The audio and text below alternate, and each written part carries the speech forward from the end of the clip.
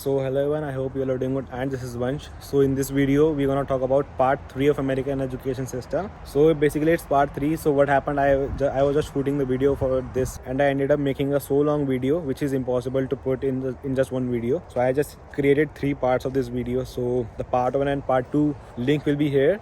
So definitely go and check them out to know in detail about what an American education system looks like. So definitely go and watch these videos as well. And also, if you have not subscribed to my channel, so do subscribe to my channel. If you have not followed me on Instagram, follow me on Instagram. My Instagram handle will be here and I post reels quite often. So definitely go and check them out. And yeah, that's it. So let's get into the video. So guys, our next point, I don't know the number, but our next point is that you can have double major options as well. So now what is double major? So basically, if you have watched part 2 and part 3, so you would know that what is major. So major, again I'm telling that major is your field of concentration, so where you will be concentrating more and gaining the knowledge in depth. So double major means 2 majors. So like if I'm doing bachelor's in computer science, my major is computer science. If I'm doing bachelor's in business administration, then my major will be business administration, and so on. So now I have the option that I can do both the degrees simultaneously. So it will be 2 majors. So one major will be computer science and another major will be business administration. So that's a very great thing that I can do 2 majors simultaneously. So I do have the option for that as well, but it's of course that you will have to spend more time and your duration of the study will increase because now you're doing 2 bachelors simultaneously, and also you have to pay a lot more fees because you are taking another bachelor's degree as well. So those 2 things also we need to keep in mind. So if I do 2 majors, so it will appear on my transcripts as well that I have done 2 majors and these are the areas in which I have done my 2 majors. And also it does not mean that you will gain less knowledge about your business administration. So you will gain in-depth knowledge about business administration as you would have got in your computer science. So basically there is no biased or something like that if you're doing 2 majors so you will get less knowledge in the another major. So there is nothing like that. So our next one will be that you can also have a minor option. So now what is minor, man? Major, minor, lesson.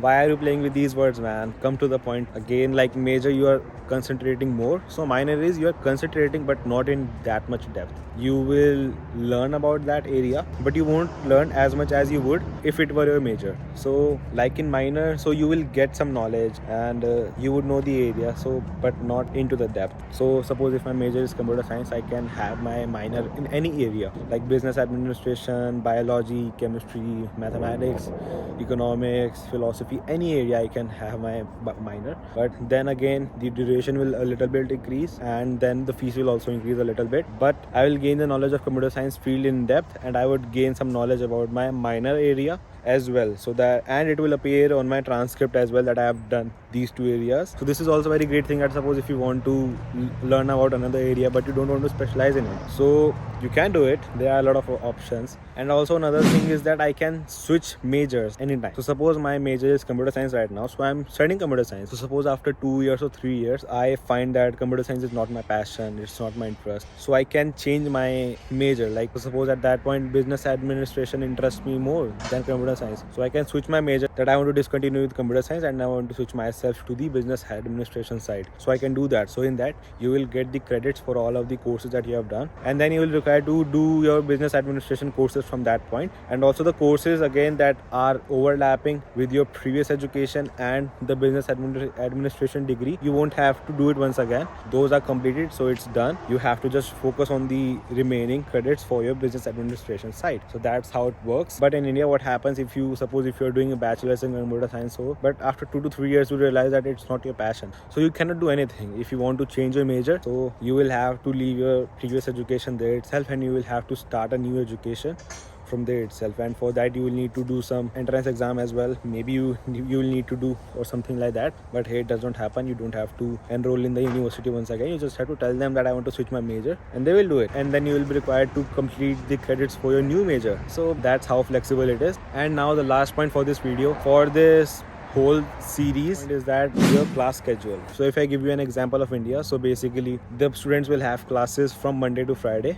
and it will be like what I have seen. I have not experienced it, but what I have seen and heard of others. So they will have classes from 9 to 3 or something, and there are set timings you have to meet for this course every day. I believe. If I'm wrong, tell me in the comment section. But here the class schedule is like I have already told you that for 3 credits you will have 3 hours of classes, or maybe 2.5 hour classes every week. So only 2.5 hour class every week. So and for 1 credit you will have 1 hour class, and again for 4 credits I have already told you in this video.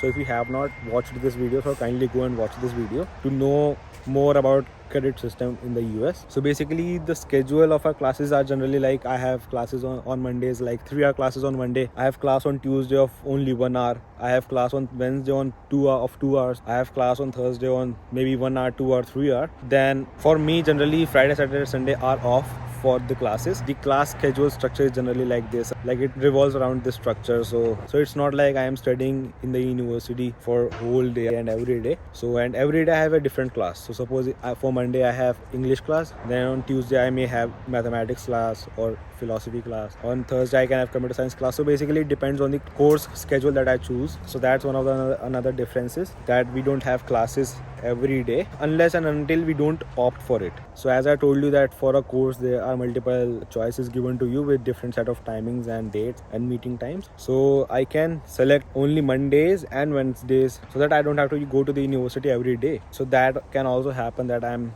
selecting all the courses that are offered on Mondays and Wednesdays only. So I'll be studying on Mondays and Wednesdays, and the rest of the days will be off for me. So and now one thing that a lot of people have asked me from the date I have enrolled myself in the US, they've asked me that how many students do you have in your class? So the answer to this question is that there is no set number of students in your class. Like right now, as I told you, that you decide your own structure of the course, you decide your own major classes you want to take, you decide your own general education classes you want to take, right? So suppose if I am taking physics course, so in that course maybe I can have 25 students, and in another course of, suppose if I'm taking another course of English, in that course I can have 10 students as well. And suppose if I'm taking a computer science course, in that course I can have 30 number of students or 40 number of students as well. So there is no accurate answer to this question that how many students do you have in your class, because usually in India there is a predefined class in which you have a set number of students, and those will remain your classmates until the end of the year or until their section changes, right? But here it does not happen. It basically depends on what course are you taking. So each course will have a different number of students and different students. So if I'm enrolling in physics, it is not necessary that all the people who have the same major as me are enrolling in the physics at the same time and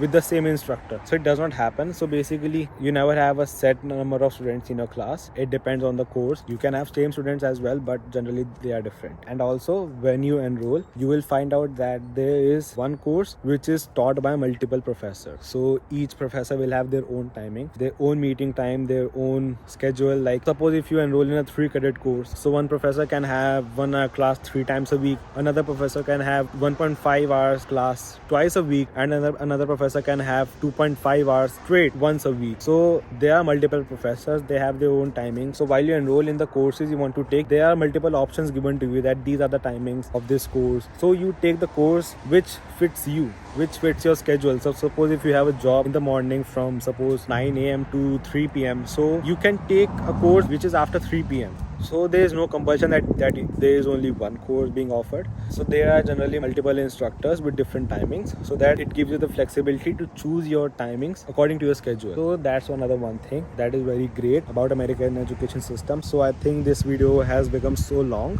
but yeah, do let me know in the comment section that which education system do you think is better, which education system is more flexible. And I hope you found this video informational. I tried to summarize the American education system into this video with a lot of hard work, really gathering all the points which I have to say. And yes, of course there will be a lot of things that I might not have covered, but I tried my best. So I hope you liked this video. So if you did, so do make sure to like this video and subscribe to my channel, and also do follow me on Instagram for regular updates. And also I post reels quite often, so do follow me on Instagram as well. And I will see you guys in the next one. Till then, take care, bye bye. Love from California, boy from India. Peace.